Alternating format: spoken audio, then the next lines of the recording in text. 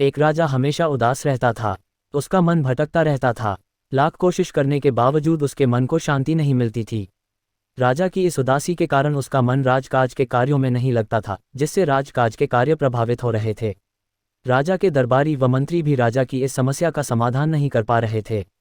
एक बार उसके नगर में एक भिक्षु आया। भिक्षु के ज्ञानपूर्वक उपदेश से राजा बहुत प्रभावित हुआ।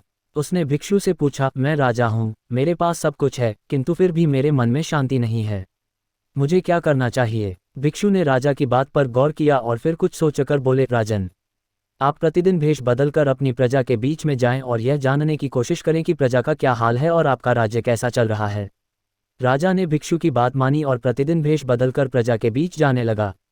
प्रजा के बीच जाने से राजा को बहुत हैरानी वाली बातें पता लगा। उसे पता चला कि प्रजा बहुत दुखी है। उसके राजकाज के कार्यों में कम दिलचस्पी लेने की वजह से राज्य के अधिकारी लापरवाह और रिश्वतखोर हो गए हैं। जमाखोरों की वजह से दैनिक कार्यों की मूलभूत वस्तुओं के भाव बढ़ने से महंगाई बढ़ गई है। खिन पानी की समस्या थी तो कहीं स्वास्थ्य सुविधाओं का अभाव था।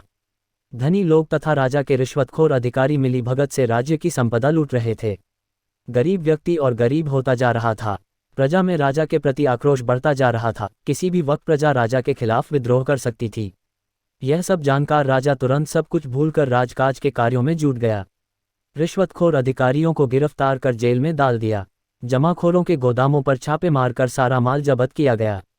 राजा ने खुला दरबार लगाकर प्रत्यक्ष रूप से प्रजा की समस्याएं सुननी शुरू कर दी और जितनी जल्दी हो सकता था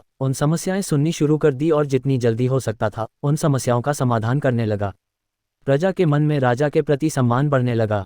कुछ दिनों बाद भिक्षु राजा से मिला और पूछा, राजन, आपको कुछ शांति प्राप्त हुई? राजा बोले, मुझे पूर्ण रूप से शांति तो नहीं मिली, किंतु जब से मैंने अपनी प्रजा के दुखों के बारे में जाना है, मैं उनके दैख निवारण में लगा हूँ।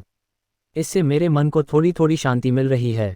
तब भिक्षु ने समझाया, राजन, आपने शांति के मार्ग को खोज लिया है, बीएस उस पर आगे बढ़ते जाएं। एक राजा तभी प्रसन्न रह सकता है जब उसकी प्रजा सुखी हो। कथा का सारा यह है कि देश के शासकों को आम जनता के दैख तकलीफों के बारे में गहराई से जानना चाहिए और उनका निवारण करना चाहिए। अगर आम जनता सुखी होगी तो देश के शासक भी सच्चा सुख अनुभव कर सकेंगे और देश तरक्की की राह पर चलेगा।